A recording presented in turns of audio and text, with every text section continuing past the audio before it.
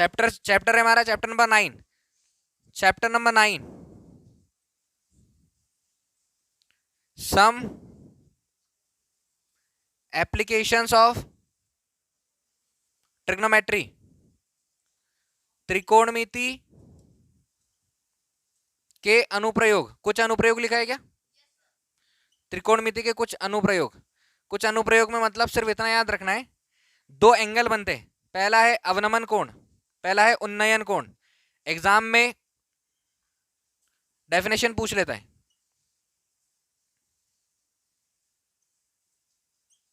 Angle of elevation, दो प्रकार के एंगल बनते हैं।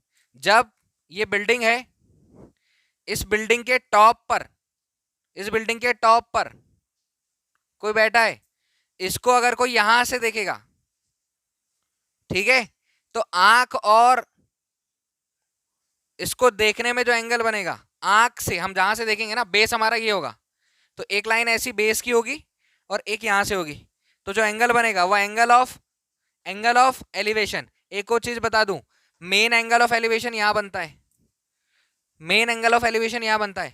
बट जब भी देखा है एंगल में जब जेड बनता है तो ये और ये एंगल, ये कौन सा होता है? अल्टरनेट इंटीरियर एंगल, अंतः एकांतर कोण, और अंतः एकांतर कोण आपस में बराबर हो गए।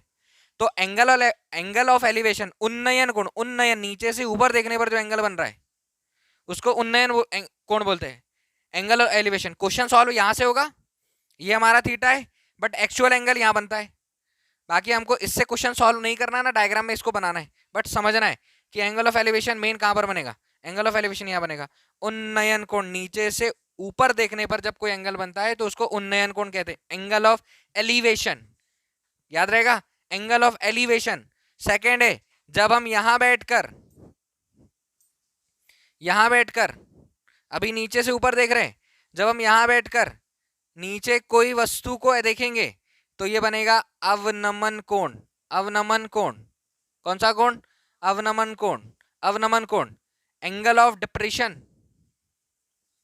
Depression, angle of depression, angle of depression. जब ऊपर से नीचे देखेंगे तो अवनमन कोण, और नीचे से ऊपर देखेंगे तो उन्नयन कोण। दो डेफिनेशन है, मेन बेसिक डेफिनेशन है उन्नयन और अवनमन कोण। Chapter 9 applications of trigonometry, some applications of trigonometry, त्रिकोणमिति के कुछ अनुप्रयोग। अब इससे हमको कैसे कैसे क्वेश्चन मिलेंगे वो देखना है। एक और चीज बता देता हूं, सुनो ध्यान से। जब हमने यहां से बैठकर इसको देखा, ये एक टावर पर था, तो क्वेश्चन ये पूछ सकता है कि ये भैया इस टावर से x दूरी पर है, कितनी दूरी पर? x पर, या दूरी की वैल्यू देगी, दी रहेगी। तो हमको टावर की हाइट निकालना है, टावर की हाइट निकालना है, या टावर की हाइट गिवन होगी तो हमको ये बताना है कि उस खंबे से या उस टावर से ये भैया कितनी दूरी पर है। ऐसे क्वेश्चन मिलेंगे। Angle of elevation, angle of depression, question में कि वहां पर एक झंडा लगा हुआ है, या ऊपर कोई टावर है, या ऊपर देखने पर, टॉप पर देखने पर, बॉटम पर देखने पर, ऊपर देखने पर, नीचे देखने पर। क्वेश्चन बताता हूँ, क्वेश्चन पढ़ेंगे, क्वेश्चन को सॉल्व करेंगे। बाकी जो मैं भी बोल रहा हूँ उसको याद रखना है।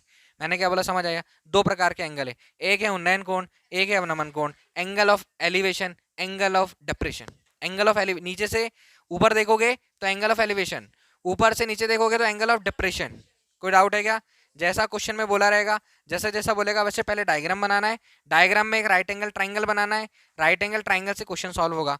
इसमें राइट एंगल ट्राइंगल में कितनी चीजें? तीन चीजें, बेस, हाइपोटेनियस और परपेंडिकुलर। और अगर दूसरे हिसाब से देखा जाए, मैंने यहाँ क्वेश्चन बोला है कि इस टावर पर ये भैया बैठे, इनको ये भैया यहाँ से देख रहे हैं ऐसे, तो नीचे से जब ऊपर देखा तो एंगल ऑफ एलिवेशन। तो अब क्वेश्चन क्या पूछेगा? टावर बोला है इसको तो टावर की हाइट, परपेंडिकुलर नहीं बोलेगा, टावर की हाइट निकलेगा राइट एंगल ट्रायंगल से। ये पूछेगा कि टावर से ये भैया कितनी दूरी पर है जिससे वो ऐसा देख रहे हैं, ठीक है। हाँ वो परपेंडिकुलर होगा टावर की हाइट में, एक अप्रोक्स बता रहा हूँ, क्वेश्चन ऐसे पूछेगा। और भी हो सकते हैं क्वेश्चन, क्वेश्चन पढ़े अपन, क्वेश्चन फर्स्ट करते समझ में आएगा। लेकिन दोनों एंगल याद रखना, पहला एंगल एंगल ऑफ एलिवेशन, दूसरा एंगल एंगल ऑफ डिप्रेशन। ये दोनों एंगल को आप बुक उठाना, ये डायग्राम बना हुआ है, ऐसा कैसा डायग्राम बनाना, और यहाँ पर straight line angle of elevation की डेफिनेशन लिखी हुई है, तो बुक में से एंगल ऑफ एलिवेशन की, एंगल ऑफ डिप्रेशन की डेफिनेशन याद करना है। लास्ट ईयर एग्जाम में एंगल ऑफ एलिवेशन और डिप्रेशन की डेफिनेशन पूछी थी इस क्वेश्चन में, इस चैप्टर के क्वेश्चंस में से ये लिखा है। यहाँ पर अगला एंगल ऑफ एलिवेशन है, डिप्रेशन दोनों दिए, इसका डायग्राम दिया हुआ है, ऑब्जेक्ट है कहाँ पर हॉरिजॉन्टल लेवल बन रहा है, कहाँ पर एंगल ऑफ डिप्रेशन बन रहा है। तो ये तुम लोगों को याद रखना है, इसमें कोई डाउट है क्या? और इतना ही समझने के लिए काफी है। First question exercise 9.1, question read कर रहा हूँ, हिंदी इंग्लिश दोनों में बता रहा हूँ, क्वेश्चन समझना। इंपॉर्टेंट क्या है? मेन है डायग्राम बनाना। मेन क्या है? डायग्राम। जिससे डायग्राम बन गया वो सब चीज बना लेगा, जिससे डायग्राम बन गया वो सब चीजें बना लेगा। क्वेश्चन सुनो 9.1, क्वेश्चन बोल रहा है a circus artist is climbing 20 metre long rope. एक सर्कस आर्टिस्ट है, वो 20 मीटर लंबी रस्सी पर चढ़ रहा है, लेकिन रस्सी कैसी है? Which is tightly stretched and tied from the top of vertical pole on the ground to the ground. ये ग्राउंड है, ऐसा कुछ नहीं बनाना है जो अभी मैं बनाऊंगा। डायग्राम एक राइट एंगल ट्राइंगल बनेगा और कुछ नहीं बनेगा। ये एक वर्टिकल एक ग्राउंड है, इस पर एक टावर है, इसमें कोई डाउट है क्या? टावर में सीधी लाइन बनाना है, ऐसा कुछ नहीं बनाना है, अभी मैं बना दे रहा हूं ताकि समझ में आए। ये ग्राउंड है, इसमें एक पोल है, पोल मतलब खंबा, ठीक है? हिंदी में भी देख लेना। एक सर्किस आर्टिस्ट, सर्किस आर्टिस्ट मतलब समझता है कलाकार है, वो रस्सी पर चढ़ रहा है, climbing 20 metre long rope which is tightly stretched and tied from the top of vertical pole of the ground to the ground. तो एक ग्राउंड में एक वर्टिकल पोल है सीधा, तो मतलब ये हमारे लिए परपेंडिकुलर हुआ, लंब का काम करेगा। क्लियर? फिर आगे पढ़ो क्वेश्चन। क्वेश्चन बोल रहा है find the height of the pole. Find क्या करना है? पोल की हाइट। तो पोल की हाइट जो फाइंड करना है उसको क्या नाम दे दो आप? एच। एच फाइंड करना है, हाइट ऑफ पोल। आगे और क्या दे रहा है? If the angle made by the rope with the ground level is 30 degree. If the, ये रोप है, इसको इसके पोल से टाइट बांधा है और इधर जमीन में बांधा हुआ है, ठीक है? और फाइंड क्या करना है? Find the height of the pole if the angle made by the rope with the ground level is 30 degree. Ground level से कितने डिग्री का एंगल बना रहा है? 30 डिग्री से। समझ में आया क्या? क्या फाइंड करना है? हाइट। और गिवन क्या है? ये जो रस्सी है ना जिस पर ये भैया सर्किस आर्टिस्ट जो चढ़ रहे, सर्किस आर्टिस्ट जो चढ़ रहा है, ये दिया है 20 मीटर। ऐसा कुछ नहीं बनाना, एक राइट एंगल ट्राइंगल बनेगा। मैं फिर से क्वेश्चन पढ़ रहा हूँ, जो राइट एंगल ट्राइंगल बना उसको समझो। हिंदी में समझ में आया? एक सर्किस आर्टिस्ट, एक कलाकार 20 मीटर लंबी रस्सी पर चढ़ रहा है, जो कि एक ग्राउंड पर एक वर्टिकल ऊर्ध्वाधर खंबा जो है उसके टॉप से इधर नीचे साइड रस्सी बंधी हुई है। अब यहां से ये चढ़ रहा है, रस्सी की लंबाई कितनी है? 20 मीटर। बताओ पोल जो है वो हमको उसकी हाइट फाइंड करना है, और एंगल ऑफ एलिवेशन, उन्नयन कोण जो बन रहा है, उन्नयन कोण लिखा है हिंदी में, उन्नयन कोण जो बन रहा है वो कितने डिग्री का बन रहा है? 30 डिग्री का। तो ज्यादा कोई लॉजिक नहीं लगाना है। उन्नयन कोण, एलिवेशन एंगल जो है, एलिवेशन एंगल उन्नयन कोण जो है उसको यहीं से बनाना तुम लोगों ने, ऐसा कुछ नहीं बनाना, ऐसा नहीं बनाना। मैंने अभी ऐसा बताया है, ऐसा नहीं बनाना, ऐसा बनाना सीधा सीधा, तो कंफ्यूज नहीं होंगे। इसमें कोई डाउट है क्या? कोई डाउट नहीं है? ठीक है, इसको नाम दे दो ए बी सी। अब जब राइट एंगल ट्राइंगल ऐसा बना हुआ है और ये रस्सी की बात हो रही है, तो ये हाइपोटेनियस, ये परपेंडिकुलर, ये बेस, रस्सी, सर्किस आर्टिस्ट सब भूल जाओ। Find that, find that. Exercise 9.1 question number 1, find क्या करना है? हाइट ऑफ पोल, खंबे की ऊंचाई, ये फाइंड करना है। अच्छा, इसका नाम क्या है? ए बी, और ए बी इक्वल कितना है? एच मीटर हमने माना है। गिवन क्या है? गिवन लेंथ ऑफ रोप, मतलब रस्सी की लंबाई, रस्सी की लंबाई, नाम लिखो एसी 20 मीटर। कोई डाउट है? Angle of elevation, angle of elevation उन्नयन कोण A C B equal 30 degree, ठीक है?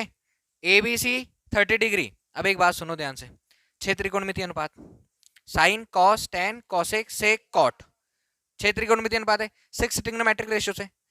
साइन का फॉर्मूला लाल बट्टे कक्का बताया मैंने, परपेंडिकुलर वन हाइपोटेनियस।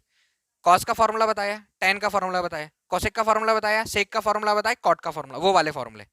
तो अब चेक करो sine theta, cos theta, tan theta, cosec, sec, cot, कौन से ऐसे फॉर्मूले में इसमें 3 चीजें, 1 2 3, 3 चीजें, तो कोई दो पता होगी या एक पता होगी तो दूसरी हम निकाल लेंगे एंगल के साथ।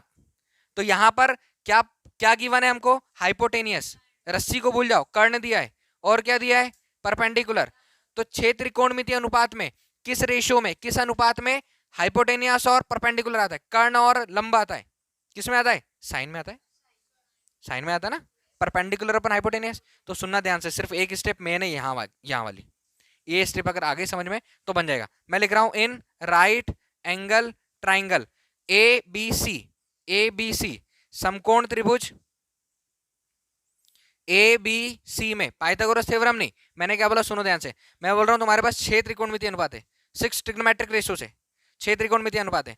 यहां पर रस्सी की लंबाई दी हुई है और हाइट मांग रहा है, पूछ रहा है, फाइंड करने के लिए बोल रहा है, किसकी हाइट, खंबे की हाइट पूछ रहा है। तो दो चीजें हैं, 6 त्रिकोणमितीय अनुपात के रेशियो में इन दोनों साइड का रेशियो किस रेशियो का है, किस अनुपात का है, साइन का है। मैं क्या लिख रहा हूं, sine theta equal perpendicular upon hypotenuse, यही होता है क्या, लंब बटे कर्ण, यही होता है।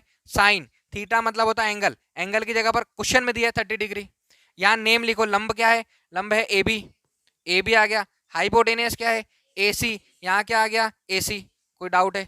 अब बताओ चाहिए क्या हमको, हमको तो ए बी चाहिए। साइन 30 0 1/2, 30 की वैल्यू कितनी होती है, ट्रिग्नोमेट्रिक टेबल 0 से 90 में साइन 30 की वैल्यू 1/2 होती है, इक्वल ए बी देखो ए बी ये है, ए बी परपेंडिकुलर है, ए बी को हमने एच लेट किया, यहाँ क्या आ जाएगा एच, बाय ए सी यहाँ, ए सी यहाँ, और ए सी यहाँ पर कितना है 20, मान किसका चाहिए हमको, एच का, यहाँ से बड़ा इजी हो गया, बाय में है, डिनोमिनेटर में है, सॉरी हाँ डिनोमिनेटर में, हर में है, कहाँ चले जाएगा था ट्रांसफर होकर अंश में, तो ये क्या जाएगा 20/2, इससे इसको कैंसिल किया 10, एच बराबर कितना 10 मीटर। बताओ आंसर चेक करो, आ रहा होगा, मत चेक करो, आ रहा होगा। खंबे की ऊंचाई कितनी है 10 मीटर, खंबे की ऊंचाई कितनी है, रोप की लंबाई कितनी है, और वो कितने डिग्री का एंगल बना रहा है 30 डिग्री का।